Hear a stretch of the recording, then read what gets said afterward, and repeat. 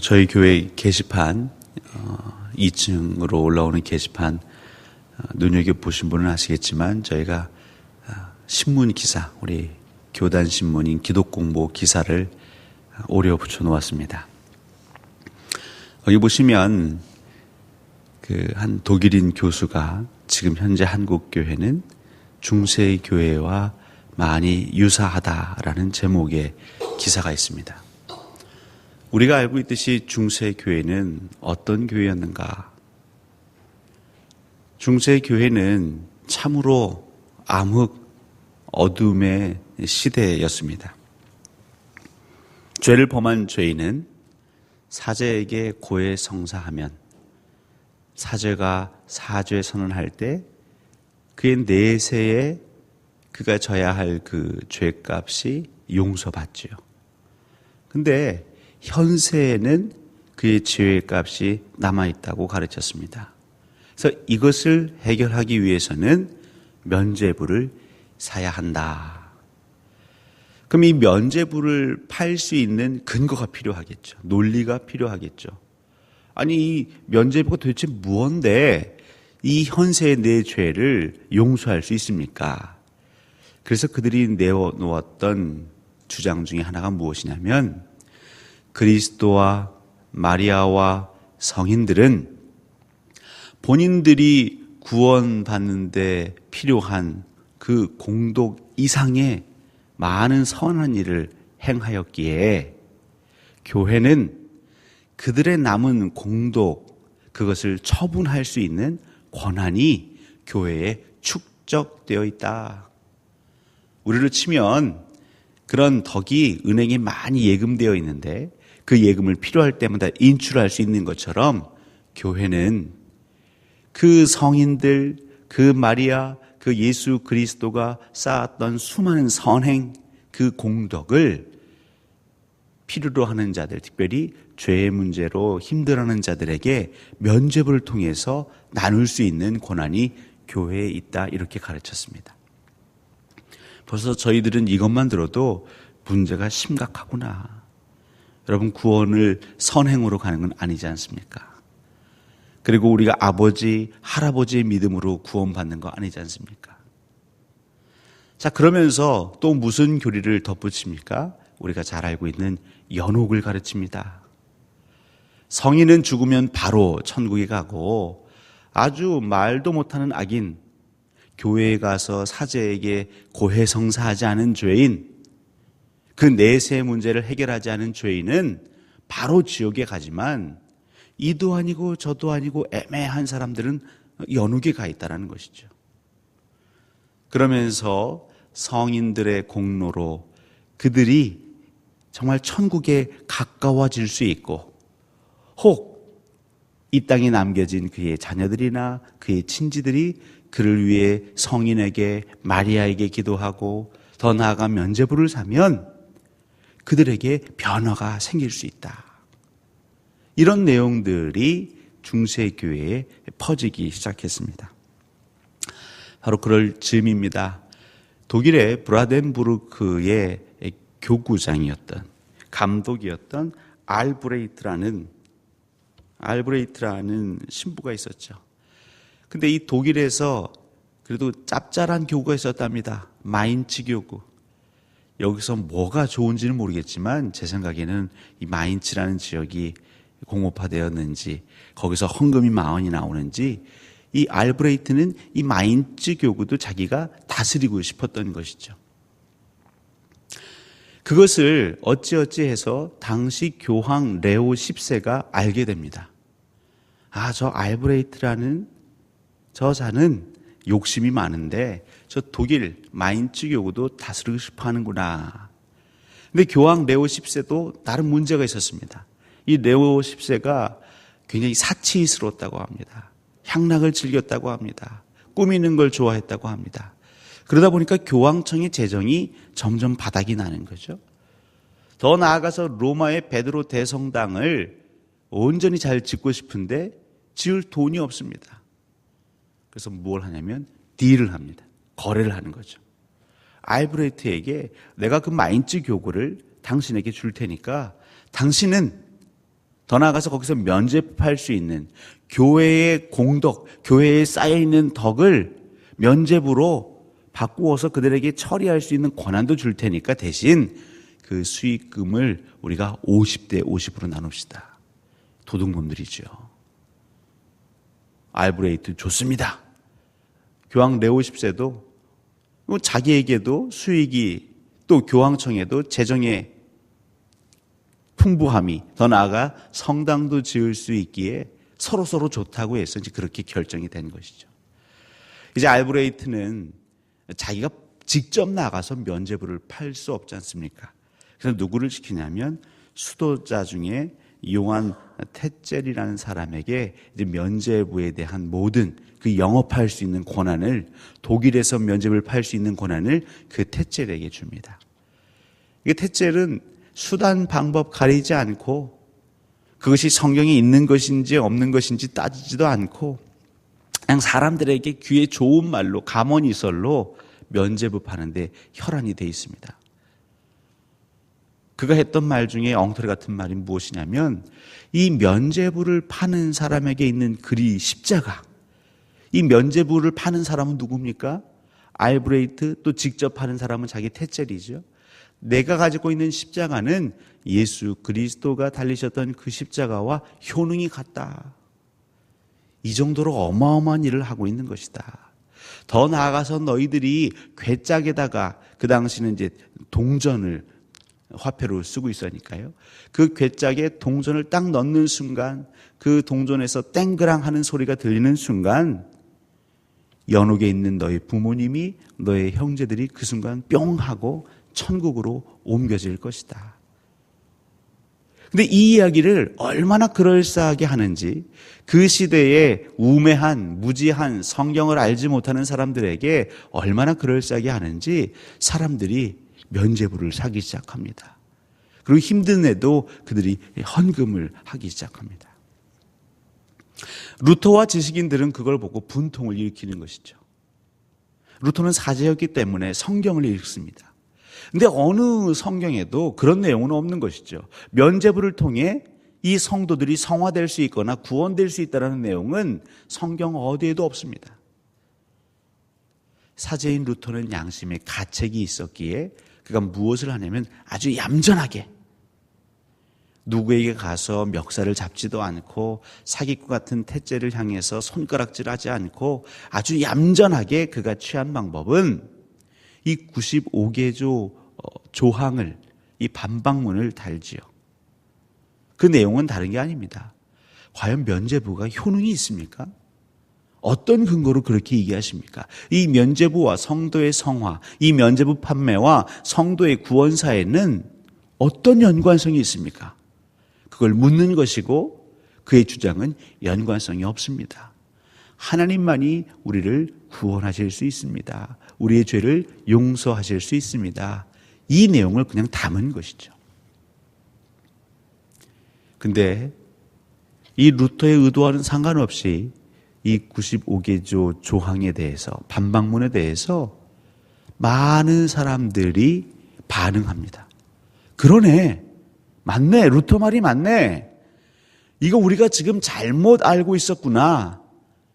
그렇게 파장이 일파만파 퍼져가니까 이 로마 교황청에서는 이 레오 10세는 어떻게 해야 될까요?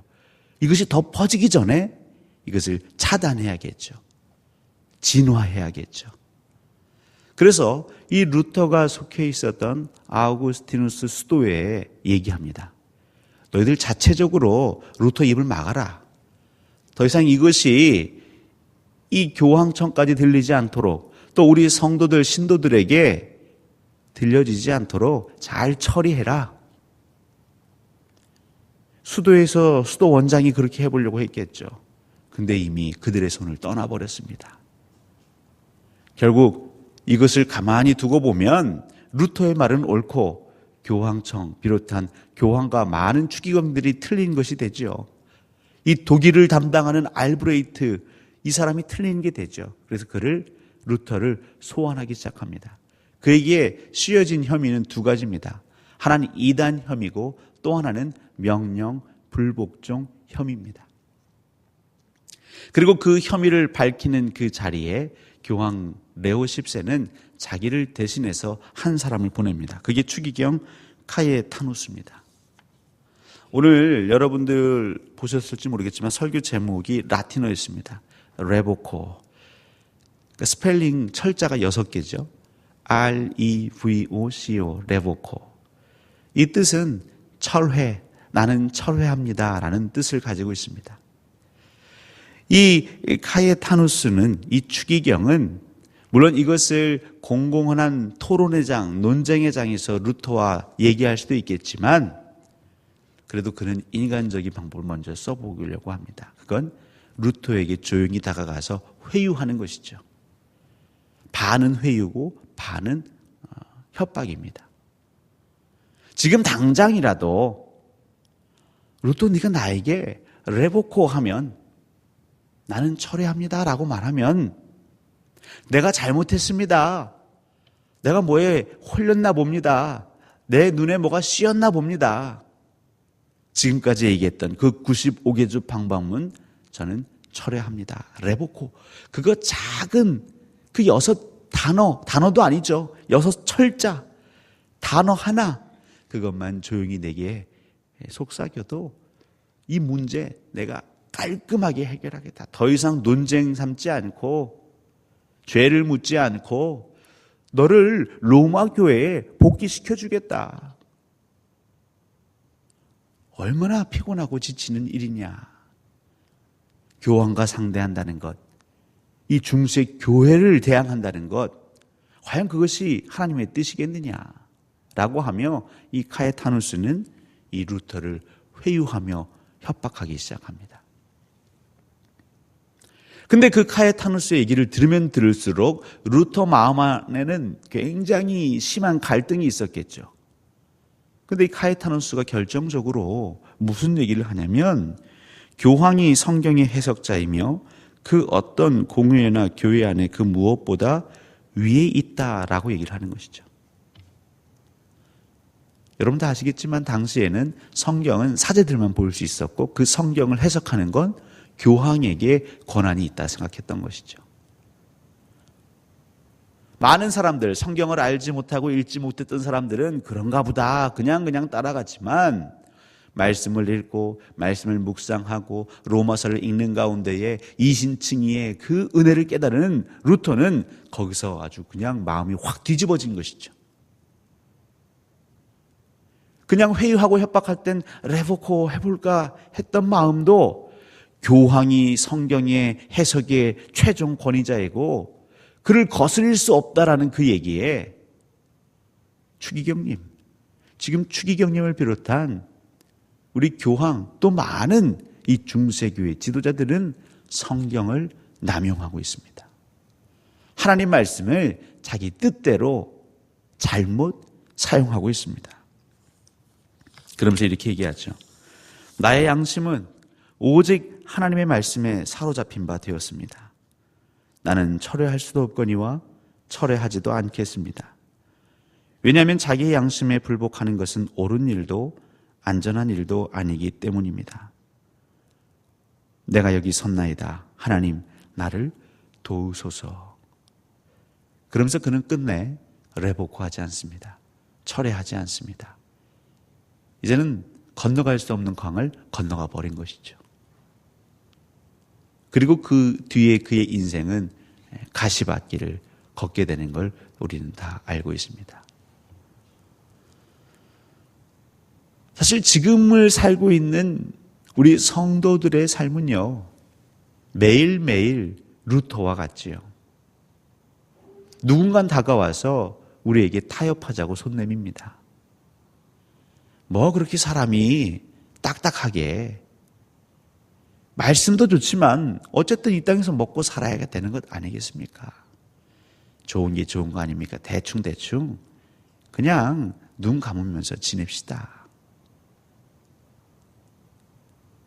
근데 이것이요, 하나님을 알지 못하고 예수 그리스도를 알지 못하고 성령을 알지 못하고 정말 말씀을 알지 못하는 사람은 그럴 수 있습니다. 근데 루터가 얘기하죠. 나의 양심은 하나님 말씀에 사로잡힌 바 되었습니다. 여러분, 우리가 오늘 읽은 디모데전서 1장 그 18절 19절 특별히 보시면요, 19절에 믿음과 선한 양심을 가지라, 선한 양심을 가지라.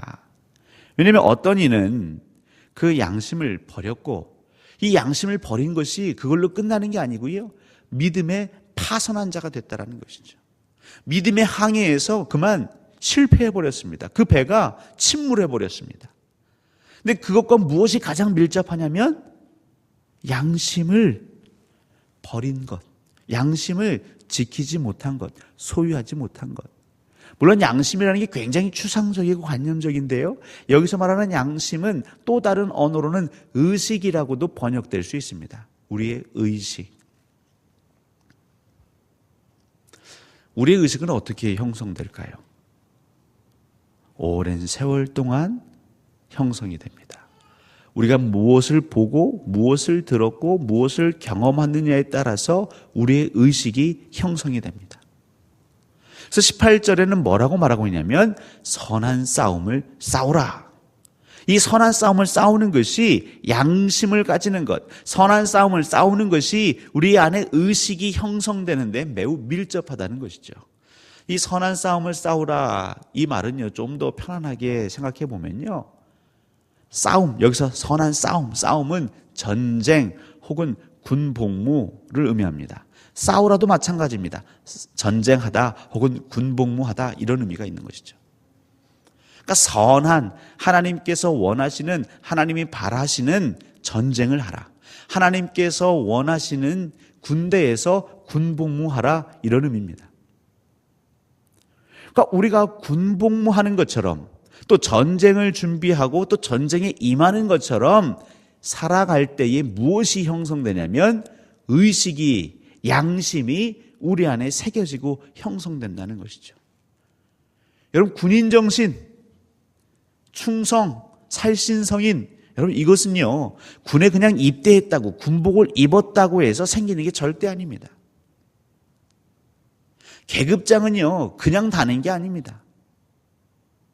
오랜 세월 동안 끊임없이 반복하면서 쌓아 올린 귀한 열매인 것이죠.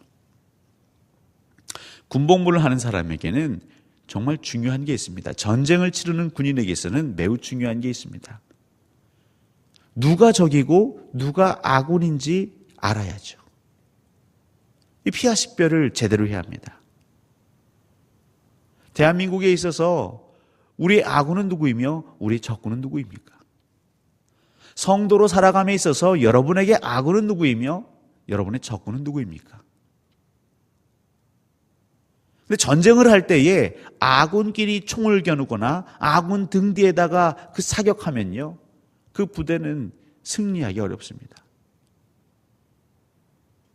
제대로 된 군복무, 제대로 된 전쟁을 해야 우리가 선한 양심을 지킬 수 있고 그 의식이 내면화될 수 있는데요, 알게 모르게 이 땅의 교회에서는요, 아군인 것 같은데 서로 아군 등 뒤에 대고 때로는 그 앞에다 대고 사격을 합니다. 그러면 어떤 의식, 어떤 양심이 우리 안에 새겨질까요? 이거 공동체 아니네. 우리는 같은 팀이 아니네. 같은 부대가 아니네. 사실은 이 안이 전쟁터이네라는 의식이 새겨지겠죠. 사랑하는 성도 여러분, 누가 적이고 누가 아군인지 잘 기억하십시오. 우리 적이 교란시키고 있습니다. 근데 그 교란에 넘어갑니다. 무지하니까 넘어가는 거죠. 말도 안 되는 그 면죄부 교리, 말도 안 되는 그 연옥 교리가 그 당시에는 잘 통했다니까요. 면죄부 수익이 엄청났고요, 그로 인한 헌금이 엄청나서 성당을 지을 수 있었습니다. 무지하니까요. 이 시대에 피하 식별을 못해서 우리 안에서 자중질환이 일어난단 말이죠. 왜요? 무지하니까 그런 겁니다.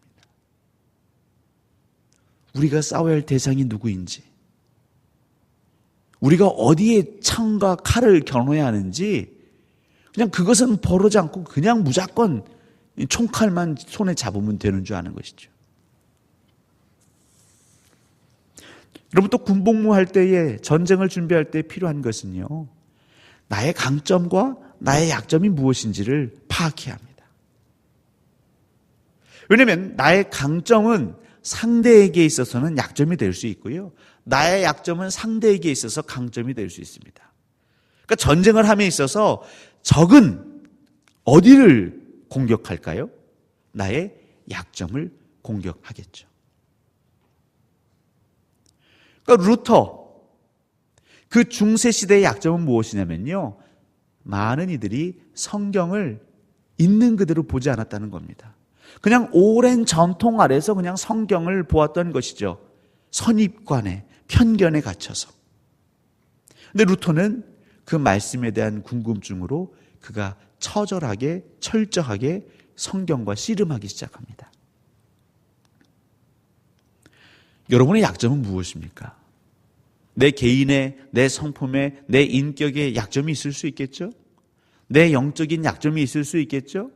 우리 공동체의 약점은 무엇입니까? 근데 최근에 우리 성도들 안에, 교회 안에 공통적인 약점이 하나 있습니다. 그건 뭐냐면요, 생각보다 그 신령한 영의 양식을 꾸준히 규칙적으로 먹지 않습니다. 그러니까 영적인 아사자들이 많이 있습니다. 영적인 영양실조에 걸린 이들이 은근히 많이 있습니다. 무엇을 통해 알 수 있냐고요? 여러분, 배고프시면 어떠십니까? 저는요, 배고프면 저희 식구들이 벌써 합니다. 야, 아빠 빨리 단 거 줘라. 당 떨어졌나 보다. 은근히 배고프면 사람이요, 날카로워지고 짜증냅니다. 오래 못 참습니다. 왜 우리 성도들이 작은 일 하나에도 아주 민감하게 반응할까요? 그게 죽이고 살릴 일도 아니고 그게 원수될 일도 아닌데 왜 그렇게 분위기가 갑자기 급냉하면서 긴장이 될까요? 영적인 궁핍, 매끼 그 하늘의 양식, 하늘의 만나를 먹지 않기 때문이죠.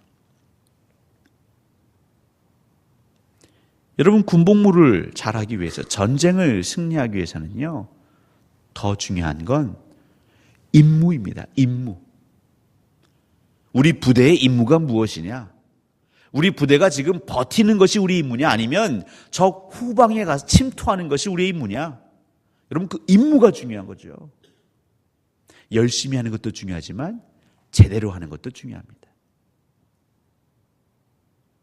우리의 예배는 무엇 위에 존재하는가?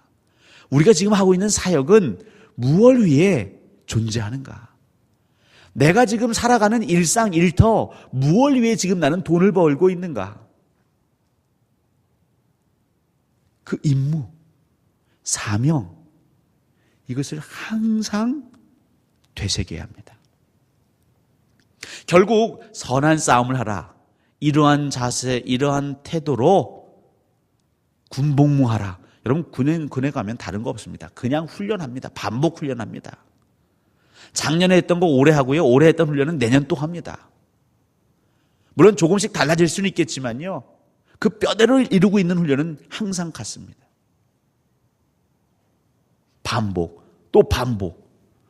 여러분, 능숙해지는 데는요, 반복 외에는 방법이 없습니다. 지루해도 눈 감고 할 정도로, 잠꼬대를 할 정도로 반복하는 것이 의식화되는 것이고 양심에 새겨지는 것이죠. 그럴 때 비로소 카에타누스가 회유하고 협박할 때에, 절체절명의 순간에, 자기 혼자 고립되어 있을 때 내 양심은 하나님 말씀에 사로잡힌 바 되어 있기에, 내 심령 안에 하나님 말씀이 충만하기 때문에 나는 철회도 할 수 없거니와, 말씀의 힘이죠. 말씀이 내 안에 있기 때문에 절대로 그것을 인정할 수 없는 것이죠. 성경에 위배된 내용을 내가 고백할 수 없는 것이죠. 혹 내가 할 수 있다 할지라도 나는 하지 않겠습니다. 우리는 이 정도의 수준이 되어야 합니다. 이거 어떡하지? 물론 고민하는 것만도 충분한데요. 특별히 이 시대에 여러분 정말 종교개혁을 원하시고 교회가 교회되기를 원하시고 우리의 신앙이 다시 정말 그런 정금과 같은 신앙, 그런 공동체가 되기를 원하신다면 말씀에 사로잡힌 바 되어서 내 안에 영적인 그 포만감으로 가득 차서 내가 철회할 수도 없거니와 혹 내게 선택권이 주어진다 하더라도 100이면 100 나는 철회하지 않겠습니다. 그러면서 루터가 고백하죠. 하나님, 제가 여기 서 있습니다. 저를 도와주십시오. 여기 서 있는 자리는 어디입니까? 여러분, 바울이 서 있는 자리는 어디였습니까? 네가 선 줄로 생각하지 말아라. 내가 서 있는 자리 하지만 내가 서 있는 것 같지만 하나님이 세워주시는 것이죠. 한순간도 하나님 내 곁에 안 계시면 저는 넘어질 수밖에 없는 존재입니다. 그걸 고백하는 자만이, 그걸 믿는 자만이 레보커를 거절할 수 있는 것이죠. 원수마귀의 유혹에서 우리가 당당할 수 있는 것이죠. 9월입니다. 정말 서늘해졌지요. 전 벌써 기대가 됩니다. 이제 9월, 10월 이 광주동산교회 주변이 아름다운 단풍으로 물들 것이 기대가 됩니다. 그래서 제 지인들에게는 전화만 하면 얘기합니다. 가을에 한번 꼭 와보세요. 너무너무 환상적입니다. 여러분, 가을 하면 뭐가 생각나시죠? 이 독서. 벼는 익을수록 고개를 숙인다죠. 그럼 사람은요? 어떤 이는 이렇게 얘기합니다. 사람은 읽을수록 고개를 숙인다. 시, 수필, 소설 좋습니다. 닥치는 대로 읽으십시오. 하지만 부탁드립니다. 성경을 읽으십시오. 또 한 가지 부탁드립니다. 나와 함께 있는 내 지체들의 마음을 읽으십시오. 성경을 읽으면 하나님의 마음을 읽을 수 있습니다. 그렇다면 내 주변의 지체들의 그 마음을 읽기 위해선 우리가 무엇 해야 할까요? 그의 말과 행동을 유심히 살펴보십시오. 그의 입술에서 찬양과 감사가 나오지 아니하고 악한 말이 나온다면 그의 심령의 상태는 지금 어떤 상태입니까? 영적인 아사 상태입니다. 그럼 배고픈 자에게 무엇 해야 할까요? 빵을 줘야 되는 것이죠. 그 마음을 읽는 사람은 세상 사람들처럼 행동하지 않습니다. 아, 은혜가 필요하구나. 기도하는 것이죠. 그렇다고 다가가서 말씀하지 마십시오. 집사님, 지금 영적으로 매우 아사 직전인 것 같은데 말씀 읽어. 이렇게 말하시면 싸움 납니다. 9월입니다. 성경 읽기가 너무 좋습니다. 덥지 않습니다. 서늘합니다. 우리의 주어진 시간, 우리의 군복무, 무엇을 반복하시겠습니까? 여러분, 기도하십시오. 말씀을 읽으십시오. 그렇게 우리가 9월, 10월 살 때에 우리 교회가 더 성숙할 것이고 우리 공동체가 말씀에 사로잡힐 것이고 우리 공동체가 우리 원수 마귀의 수많은 회의와 협박에도 타협하지 않고 하나님의 그 길을 걸어가게 될 것입니다. 루터 이상으로, 바울 이상으로 이 시대에 그리스도인으로 사시기를 우리 주 예수 그리스도의 이름으로 간절히 축원합니다.